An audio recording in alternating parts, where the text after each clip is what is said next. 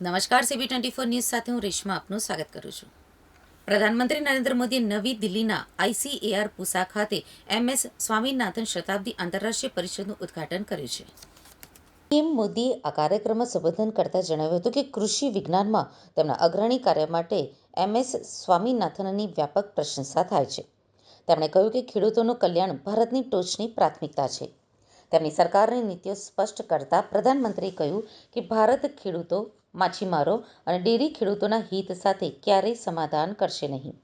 આ પરિષદનો વિષય સદાબહાર ક્રાંતિ, જૈવિક સુખનો માર્ગ, બધા માટે ભોજન સુનિશ્ચિત કરવા માટે પ્રોફેસર સ્વામીનાથનના આજીવન સમર્પણને દર્શાવે છે. આ સાથે જ પીએમ મોદીએ વધુમાં કહ્યું કે ભારતીય કૃષિ નવી ઊંચાઈ ઉપર છે. અમે ગ્રામીણ અર્થવ્યવસ્થા મજબૂત કરી રહ્યા છીએ. એ સાથે જ તેમણે કહ્યું કે ખેડૂતોનો ભરોસો વધારવાનો પ્રયાસ પણ કરી રહ્યા છીએ. ખેડૂતોનું હિત એ પહેલી પ્રાથમિકતા છે. ખેડૂતો અને પશુપાલકો અને માછીમારોના હિત સાથે કોઈ જ સમજૂતી કે સમાધાન નહીં કરાય. તેમણે એમ પણ કહ્યું કે મને ખબર છે કે આ માટે મારે બહુ જ મોટી કિંમત ચૂકવવી પડશે. હું એ કિંમત ચૂકવવા તૈયાર છું. પીએમ મોદીના આ નિવેદનને ડોનાલ્ડ ટ્રમ્પના ટેરિફ વચ્ચે મહત્વનું માનવામાં આવી રહ્યું છે. પીએમ મોદીએ આ કાર્યક્રમને હરિત ક્રાંતિના જનક ગણાવનારા મહાન વૈજ્ઞાનિક સ્વામીનાથનના સન્માનમાં એક સ્મારક સિક્કો અને એક ટપાલ ટિકિટ પણ બહાર પાડી છે. સદાબહાર ક્રાંતિ, જૈવ સુખનો માર્ગ વિષય આધારિત 7થી 9મી ઓગસ્ટ સુધી ચાલનારા આ સંમેલનમાં સતત અને સમતામૂલક વિકાસમાં પ્રોફેસર સ્વામીનાથનના યોગદાનને સન્માનિત કરવામાં આવ્યું છે.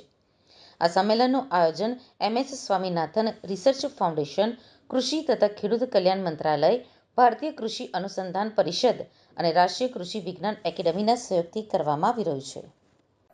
सोयाबीन, सरसों, मूंगफली सभी का उत्पादन रिकॉर्ड स्तर पर बढ़ा है. साथियों, हमारे लिए अपने किसानों का हित सर्वोच्च प्राथमिकता है.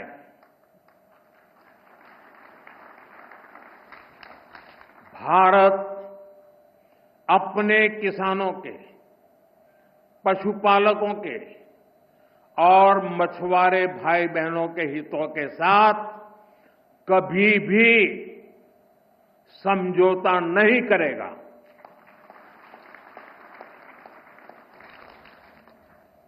और मैं जानता हूं व्यक्तिगत रूप से मुझे बहुत बड़ी कीमत चुकानी पड़ेगी, लेकिन मैं इसके लिए तैयार हूं.